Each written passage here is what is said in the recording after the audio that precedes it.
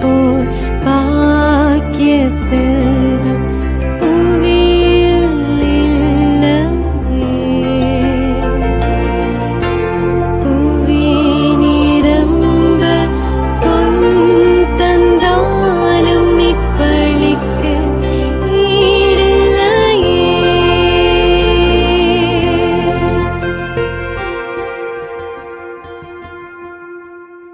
தந்தை மகன் தூய ஆவியாரின் பெயராலே ஆமென். நம் ஆண்டவராகிய இயேசு கிறிஸ்துவின் அருளும் கடவுளின் அன்பும் தூய ஆவியாரின் நட்புறவும் உங்கள் அனைவரோடும் இருப்பதாக. உம் ஆன்மாவோடும் இருப்பதாக. இறையேசுவின் அன்புமிக்க சகோதர சகோதரிகளே, தூய மறை நிகழ்வுகளை நாம் தகுதியோடு கொண்டாட நம்முடைய பாவங்களை ஏற்று மனம் வருந்துவோம்.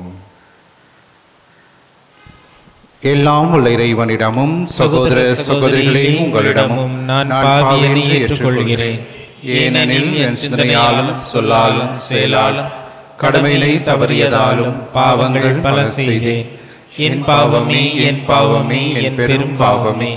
ஆகையால் எப்போதும் கன்னியான புனித மரியாவையும் வானதூதர் புனிதர் அனைவரையும் சகோதர சகோதரிகளை உங்களையும் நம் தேவனாகிய ஆண்டவரிடம் எனக்காக வேண்டிக் கொள்ள மன்றாடுகிறேன்.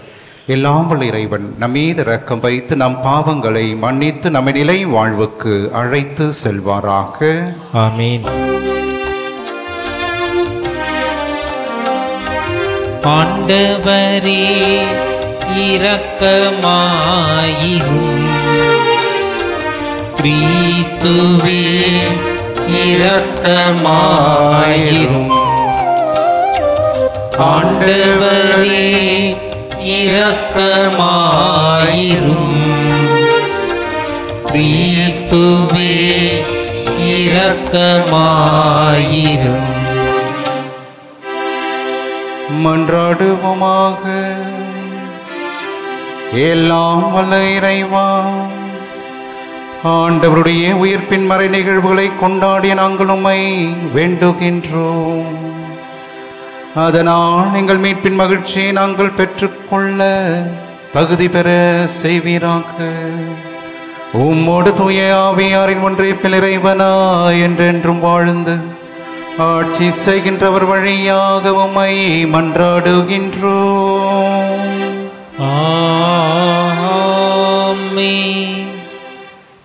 திருத்தூதர் பணிகள் நூலிலிருந்து வாசகம். அதிகாரம் 11, இறை வசனங்கள் 19 முதல் 26 முடிய.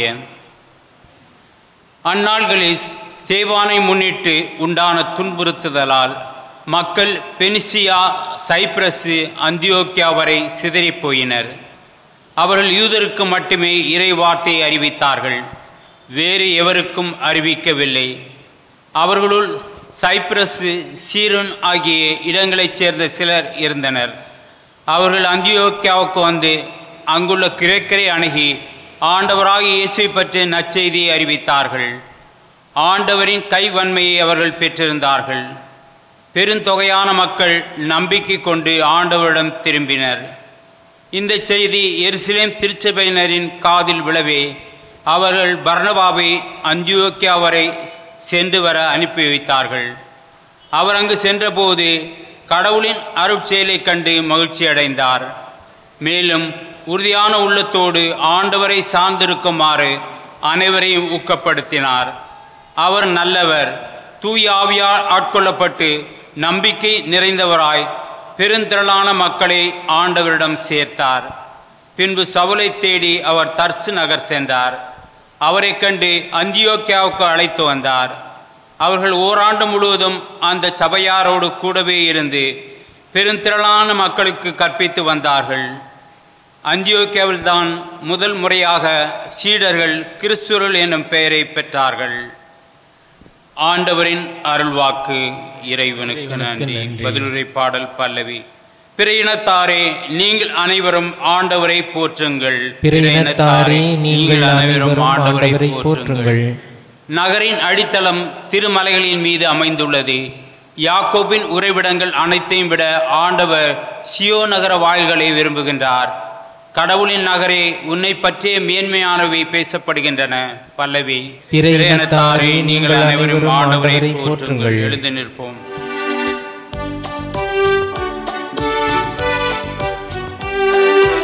அல்லேலூயா, அல்லேலூயா, அல்லேலூயா, அல்லேலூயா, அல்லேலூயா, அல்லேலூயா, அல்லேலூயா, அல்லேலூயா.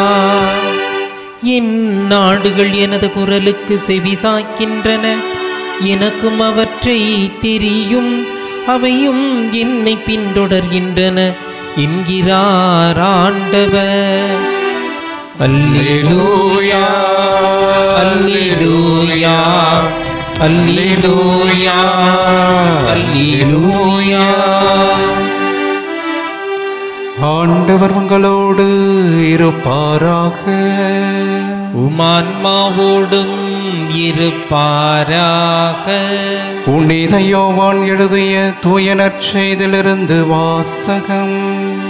ஆண்டவரே, மாட்சி உமக்கே. அதிகாரம் 10 இறை திருவார்த்தைகள் 22 30 முடிய. எருசலேமில் கோவில் அர்ப்பண விழா நடந்து கொண்டிருந்தது. அப்போது குளிர்காலம். கோவிலின் சாலமோன் மண்டபத்தில் இயேசு நடந்து கொண்டிருந்தார். யூதர்கள் அவரை சூழ்ந்து கொண்டு, இன்னும் எவ்வளவு காலம் நாங்கள் காத்திருக்க வேண்டும்? நீர் மெஸ்ஸியாவானால் அதை எங்களிடம் வெளிப்படையாக சொல்லிவிடும் என்று கேட்டார்கள். இயேசு மறுமொழியாக, நான் உங்களிடம் சொன்னேன், நீங்கள்தான் நம்பவில்லை. என் தந்தையின் பெயரால் நான் செய்யும் செயல்களே எனக்கு சான்றாக அமைகின்றன. ஆனால் நீங்கள் நம்பாமல் இருக்கிறீர்கள். ஏனெனில் நீங்கள் என் மந்தையை சேர்ந்தவர்கள் அல்ல. என் ஆடுகள் எனது குரலுக்கு செவி சாய்க்கின்றன. எனக்கும் அவற்றை தெரியும், அவையும் என்னை பின்தொடர்கின்றன. நான் அவற்றிற்கு நிலை வாழ்வை அளிக்கிறேன், அவை என்றுமே அழியா. அவற்றை எனது கையிலிருந்து யாரும் பறித்து கொள்ள மாட்டார். அவற்றை எனக்கு அளித்த என் தந்தை அனைவரையும் விட பெரியவர். அவற்றை என் தந்தையின் கையிலிருந்து யாரும் பறித்து கொள்ள இயலாது.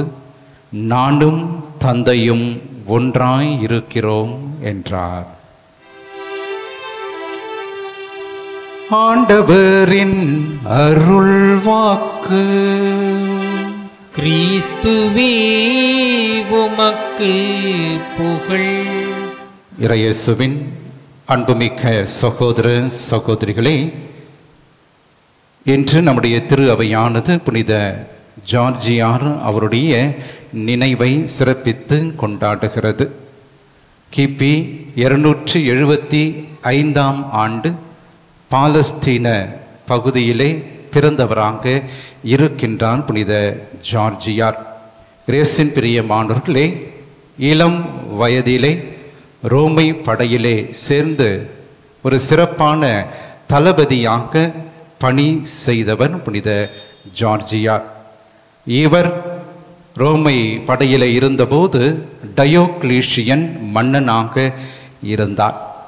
ஆகவே அந்த மோசமான நேரத்திலே மிக முக்கியமாக கிறிஸ்துவை பின்பற்றுபவர்களை, கிறிஸ்தவர்களை நைய புடைக்கும் அந்த காலகட்டத்திலும் ஒரே நபர் இந்த ரோமை படையிலே மிக முக்கியமாக நான் கிறிஸ்தவன், கிறிஸ்துவை பின்பற்றுகிறவன் என்று தைரியமாக சொன்னவர் புனித ஜார்ஜியார்.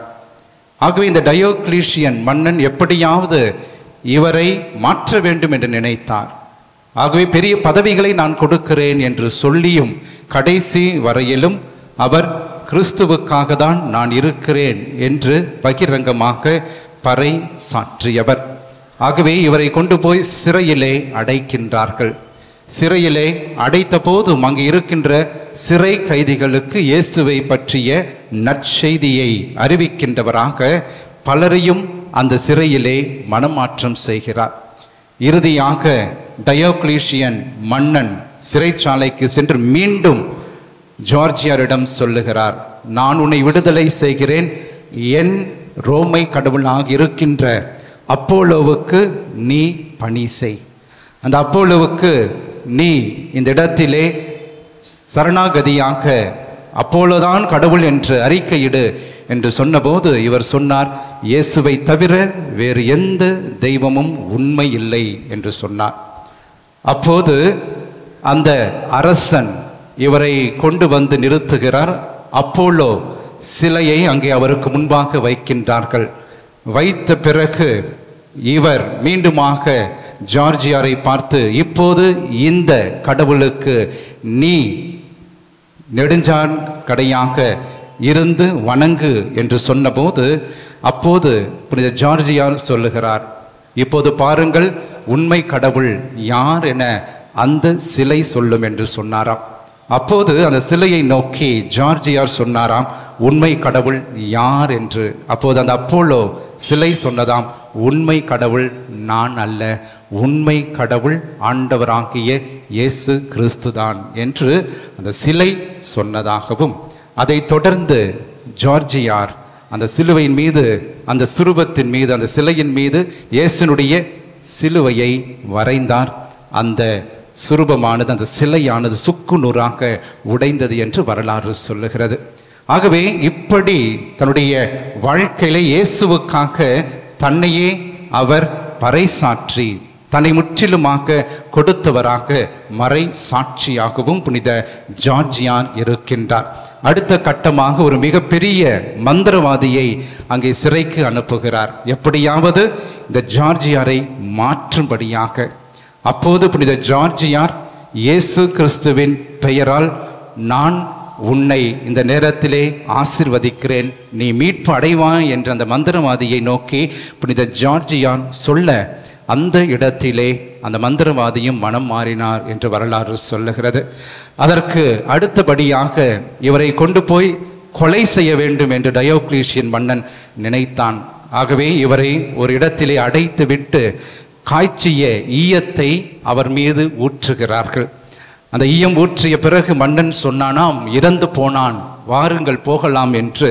ஆனால் மாலை நேரத்திலே மீண்டுமாக அவர்கள் வந்து பார்த்தபோது அங்கே புனித ஜார்ஜியார் உயிரோடு இருப்பதை அவர்கள் கண்டார்கள்.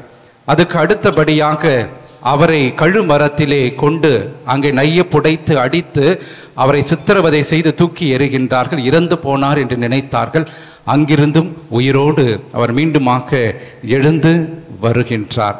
இறுதியாக தலை வெட்டப்பட்டு ஒரு மறை சாட்சியாக, நான் மறை சாட்சியாக மறைக்க வேண்டும், இறக்க வேண்டும் என்கின்ற ஆவல் எனக்கு இருக்கிறது என்று அந்த மறை சாட்சியத்தை ஏற்றுக்கொண்டு ஒரு மாபெரும் புனிதரை இந்த திரு அவை கொண்டாடுகிறது. ஆகவே நம்பிக்கையிலே வேரூன்றிய ஒரு புனிதர் இந்த புனித ஜார்ஜியார். இயேசுவின் பிரியமானவர்களே, இன்றைய நற்செய்தியை நாம் பார்க்கின்றோம். யோவான் நற்செய்தியாளர் மிக முக்கியமாக இன்றைய நற்செய்தியினுடைய சூழலை நமக்கு காண்பிக்கின்றார். கான்டெக்ஸ்ட் என்று சொல்லுவோம்.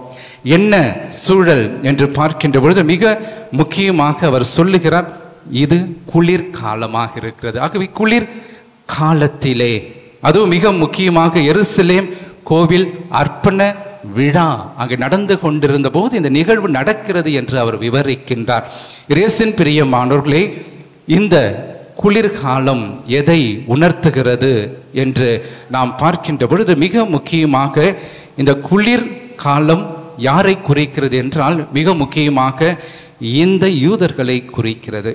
ஆங்கிலத்திலே ஒரு வார்த்தையை நாம் சொல்வோம், ஃப்ரோசன் ஹார்ட்ஸ் என்று சொல்லுவோம். ஆகவே இவருடைய இதயங்கள் கடினமான இதயங்களாக, ஆகவே இந்த இதயங்களிலே நம்பிக்கை அற்ற இதயங்களாக, செயலற்ற இதயங்களாக, தங்களுடைய வாழ்க்கையிலே உணர்ச்சியற்ற இரக்கமற்றவர்களாக இந்த யூதர்கள் இருக்கின்றார்கள் என்பதை வெளிப்படையாக புரிய வைப்பதற்காக தான் யோவான் நற்செய்தியாளர் அந்த கால சூழலை அங்கே கொடுக்கின்றார்.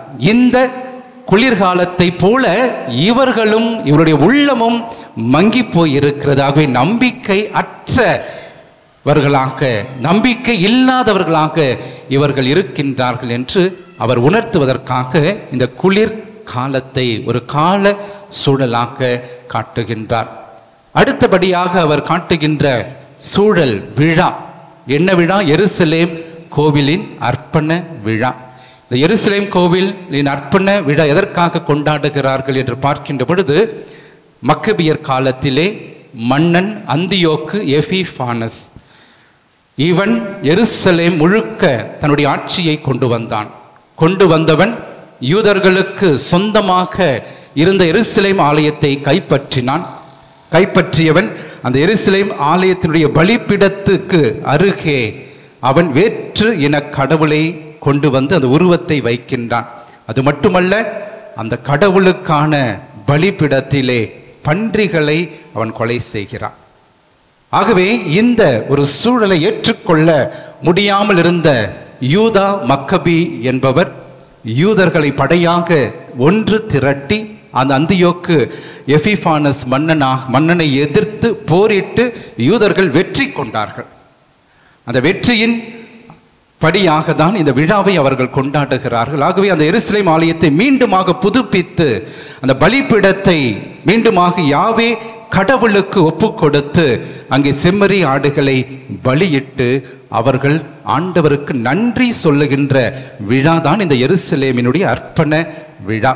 ஆகவே இந்த விழாவை வைத்து யோவான் நற்செய்தியாளர் எதை நமக்கு குறித்து காட்டுகின்றார் என்று பார்க்கின்ற பொழுது, எவ்வாறாக அன்று இந்த யூதர்கள் தங்களுடைய வாழ்க்கையிலே போராடி ஜெயித்தார்களோ அவற்றையெல்லாம் மறந்தவர்களாக இன்று அவருடைய உள்ளங்கள் அன்று இருந்த அந்தியோக்கு எபிஃபானா போல இவருடைய உள்ளமும் நம்பிக்கை அற்ற உள்ளங்களாக, உண்மை கடவுளை மறுதலிக்கின்றவர்களாக, உண்மை கடவுள் அவர்களோடு உலாவிக் கொண்டிருக்கின்ற பொழுது அதே ஆண்டவராக இயேசு கிறிஸ்துவை நோக்கி உண்மையாகவே மெசியா நீர்தாமா என்கின்ற கேள்வியை அங்கே கேட்கிறார்கள். ஆகவே ஆண்டவராக இயேசு கிறிஸ்து சொல்லுகிறார், என் செயல்களே அவற்றிற்கு சான்று என்று சொல்லுகிறார்.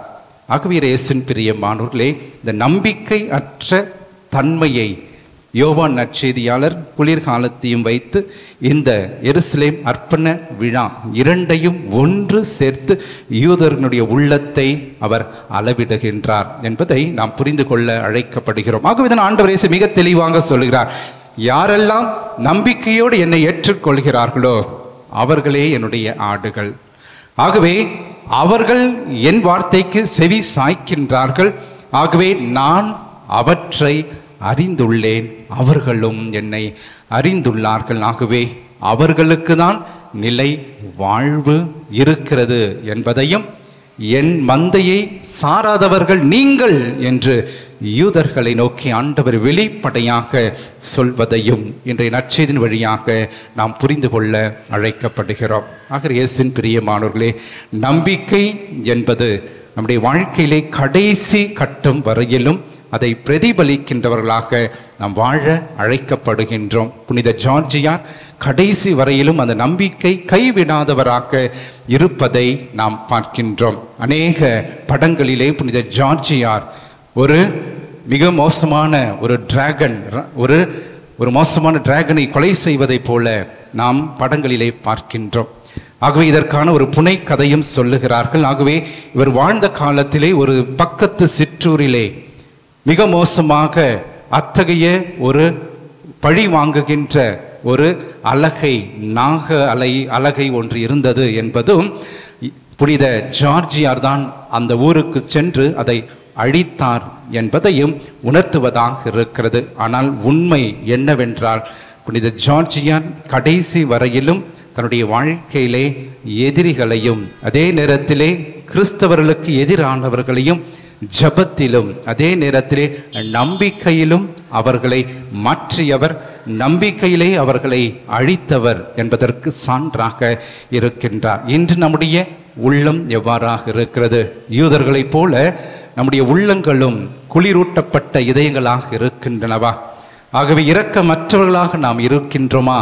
அல்லது நம்பிக்கையோடு இயேசுவை ஏற்றுக்கொள்ள நாம் என்றுமே தயாராக இருக்கின்றோமா என்று உணர்வோம். இறை இயேசுவினுடைய ஆசிரை இந்நாட்களிலே பெற்றுக்கொள்வோம். நம்பிக்கையோடு வாழ்வோம். நம்பிக்கையோடு ஆண்டவரை தொடர்ந்து நாம் வழிபடுவோம். ஆமேன்.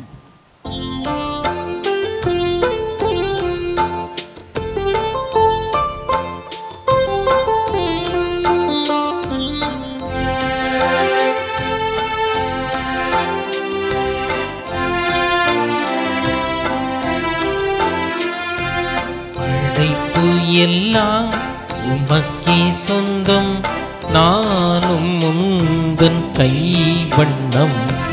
குயில்கள் பாடும், கிளிகள் பேசும், என் வாழ்வு இசைக்கும் உன்றாகமே.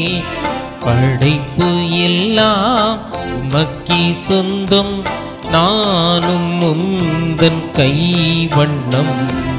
குயில்கள் பாடும், கிளிகள் பேசும், என் வாழ்வு இசைக்கும் உன்றாகமே. சகோதர சகோதரிகளே, என்னுடையதும் உங்களுடையதுமான இப்பள்ளி எல்லாம் இறைவனுக்கு ஏற்றதாகும்படி மன்றாடுவோம். ஆண்டவர் தமது பெயரின் முகழ்ச்சிக்காகவும் ஆட்சிக்காகவும் நமது நன்மைக்காகவும் புனித திரு அவை அனைத்து நலனுக்காகவும் நமது கையில் இருந்து இப்பள்ளியை ஏற்றுக்கொள்வாராக. ஆண்டவரே, இப்பாஸ்கா மறை நிகழ்வுகள் வழியாக எங்களை என்று மக்களுக்கு செய்திட உம்மை வேண்டுகின்றோம். அதனால் நாங்கள் தொடர்ந்து புரியும் பரிகார செயல் எங்களுக்கு முடிவெல்லாம் பேரின்பத்தின் காரணமாய் அமைவதாக. எங்கள் ஆண்டவராகிய கிறிஸ்து வழியாக உம்மை மன்றாடுகின்றோம். ஆண்டவர் உங்களோடு இருப்பாராக, ஆன்மாவுடன் இருப்பாராக. இதயங்களை மேலே எழுப்புங்கள். ஆண்டவரிடமே எழுப்பியுள்ளோம். நாம் இறைவனாகிய ஆண்டவருக்கு நன்றி கூறுவோம். அது தகுதியும் நீதியும் ஆனதே. ஆண்டவரே, எக்காலத்திலும் உம்மை புகழ்ந்துரைப்பதும் எல்லாவற்றுக்கும் மேலாக எங்கள் பாஸ்காவாகிய கிறிஸ்து படியான இக்காலத்தில் உம்மை இன்னும் மிகுதியாக வாழ்த்தி போற்றுவது மெய்யாகவே தகுதியும் நீதியுமாகும், எங்கள் கடமையும் மீட்புக்குரிய செயலுமாகும். ஏனெனில் பழையன அழிக்கப்பட்டு வீழ்ச்சியுற்ற படைப்பு அனைத்தும் புதுப்பிக்க பெறுகின்றது. எங்கள் வாழ்வும் கிறிஸ்துவில் சீரமைக்கப்பட்டு நிறைவு பெறுகின்றது. ஆகவே பாஸ்கா மகிழ்ச்சி பொங்க அனைத்துலகின் மாந்தர் அனைவரும் மக்களிக்கின்றனர். அவ்வாறே ஆற்றல் மிக்கோரும் அதிகாரம் கொண்ட தூதர்களும் உமது மாட்சிமையை புகழ்ந்து முடிவின்றி சொல்வதாவது: தூயவர் தூயவர் தூயவர், வான்படைகளின் கடவுளாம் ஆண்டவர், விண்ணகமும் மண்ணகமும் மது மாட்சியால் நிறைந்துள்ளன. உன்னதங்களிலே ஓசன்னா. ஆண்டவர் பேரால் வருகிறவர் ஆசி பெற்றவர். உன்னதங்களிலே ஓசன்னா. ஆண்டவரே, நிர்மையாகவே தூயவர், தூய்மை அனைத்திற்கும் ஊற்று. ஆகவே உம்முடைய ஆவியை பொழிந்து இக்காணிக்கைகளை தூய்மைப்படுத்த உம்மை வேண்டுகிறோம். இவ்வாறு எங்கள் ஆண்டவர் இயேசு கிறிஸ்துவின் உடலும் இரத்தமுமாக எங்களுக்கு இவை மாறுவனவாக. அவர் பாடுபட உளம் கனிந்து தம்மை கையடித்த போது அப்பத்தை எடுத்து நன்றி செலுத்தி அதை விட்டு தம் சீடர்களுக்கு அளித்து கூறியதாவது: அனைவரும் இதிலிருந்து பெற்று உண்ணுங்கள், ஏனெனில் இது உங்களுக்காக கையளிக்கப்படும் என் உடல்.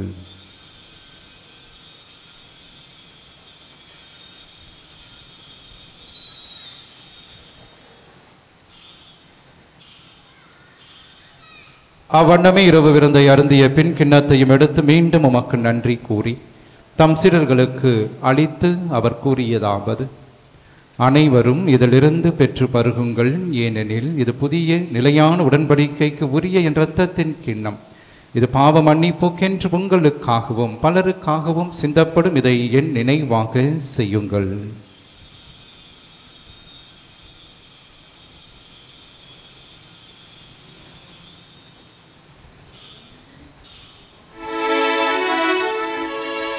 நம்பிக்கையின் மறை பொருள். ஆண்டவரே, நீர் வருமளவும் உமது இறப்பினை அறிக்கையிடுகின்றோம், உமது உயிர்ப்பினையும் எடுத்துரைக்கின்றோம். ஆகவே ஆண்டவரை, நாங்கள் கிறிஸ்துவின் இறப்பினையும் உயிர்ப்பினையும் நினைவுகூர்ந்து வாழ்வதரும் அப்பத்தையும் மீட்புதலிக்கும் இக்கிண்ணத்தை மக்கு கொடுக்கிறோம். உம் திருமணின்று மக்கு ஊழியம் புரிய தகுந்தவர்கள் என எங்களை ஏற்றுக்கொள்ளும். எனவே மக்கு நன்றி செலுத்துகிறோம். மேலும் கிறிஸ்துவின் உடலிலும் இரத்தத்திலும் பங்கு கொள்ளும் எங்களை தூய ஆவியார் ஒன்று சேர்க்க வேண்டும் என உம்மை தாழ்மையுடன் மன்றாடுகிறோம். ஆண்டவரே, உலகெங்கும் பரவியிருக்கும் அது திரு அவையை நினைவு கூர்ந்தருளும். எங்கள் திருத்தந்தை பிரான்சிஸ், எங்கள் பேராயர் ஜார்ஜ் ஆண்டகை, எல்லாம் திருநிலையினர் ஆகிய அனைவரோடும் மது திரு அவை அன்பில் நிறைவு பெற செய்தருளும். உயிர்த்தெழும் எதிர்நோக்கோடு துயில் கொள்ளும் எங்கள் சகோதர சகோதரிகளையும் இறந்தோர் அனைவரையும் இரக்கத்தோடு நினைவு கூர்ந்து மது திருமுக ஒளியினுள் ஏற்றருளும். எங்கள் அனைவர் மீதும் இரக்கமாயிரும். கடவுளின் கன்னித்தாயான புனிதமிக்க ஆரோக்கிய அன்னை, அவருடைய கணவரான புனித யோசேப்பு, புனித திருத்தூதர்கள், சிறப்பாக இன்று நாங்கள் நினைவு கூறுகின்ற புனித ஜார்ஜியா, மற்ற அனைத்து புனிதரோடு நாங்கள் நிலை வாழ்வில் பங்கு கொள்ளும் தகுதி பெற்று உம் திருமகன் இயேசு கிறிஸ்து வழியாக உம்மை புகழ்ந்தேத்தும் வரமருள உம்மை மன்றாடுகின்றோம். இவர் வழியாக இவரோடு இவரில் எல்லாம் வல்ல இறைவனாகிய தந்தையே, தூய ஆவியாரின் ஒன்றிப்பில் எல்லா புகழும் ஆட்சியும் என்றென்றும் உமக்கு உரியதே. ஆமென், ஆமென், ஆமென். கடவுளை தந்தை என அழைக்க இயேசு நமக்கு கற்றுக் கொடுத்த ஜெபத்தை விண்ணக தந்தையை நோக்கி நாம் நம்பிக்கையோடு மன்றாடுவோம். விண்ணுலகில் இருக்கின்ற எங்கள் தந்தையே, உமது பெயர் தூயதென போற்ற பெறுக, உமது ஆட்சி வருக, உமது திருவுள்ளம் விண்ணுலகில் நிறைவேறுவது போல மண்ணுலகிலும் நிறைவேறுக. எங்கள் அன்றாட உணவை இன்று எங்களுக்கு தாரும். எங்களுக்கு எதிராக குற்றம் செய்வோரை நாங்கள் மன்னிப்பது போல எங்கள் குற்றங்களை மன்னியும். எங்களை சோதனைக்கு உட்படுத்தாதேயும், தீமையிலிருந்து எங்களை விடுவித்தருளும். ஆண்டவரே, தீமை அனைத்திலிருந்து எங்களை விடுவித்து எங்கள் வாழ்நாளில் அமைதியை கனிவுடரல உம்மை மன்றாடுகின்றோம்.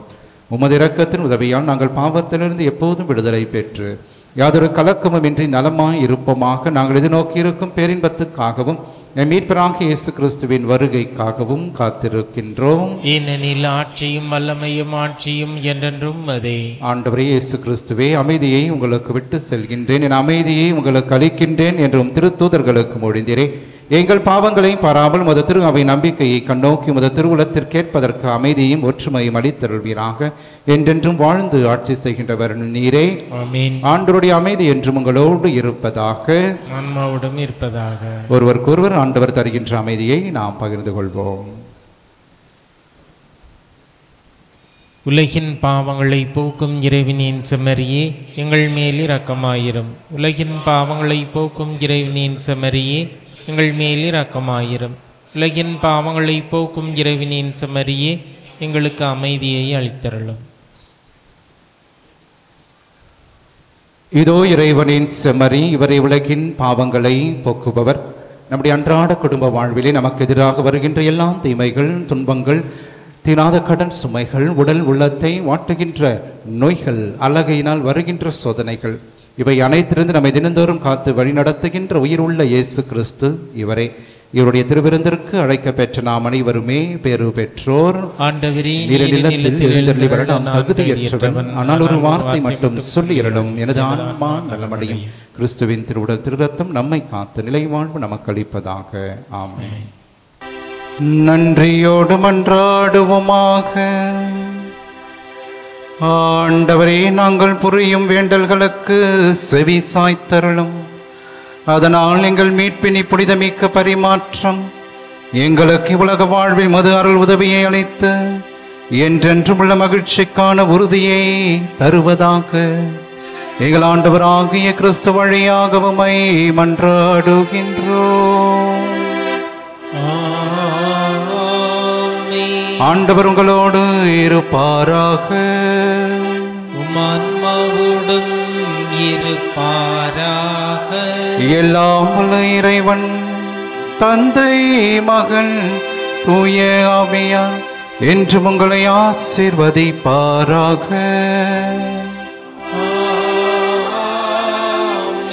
சென்று வாருங்கள், திருப்பலி நிறைவேறிற்று. அல்லேலூயா, அல்லேலூயா, அல்லேலூயா. இறைவனுக்கு நன்றி.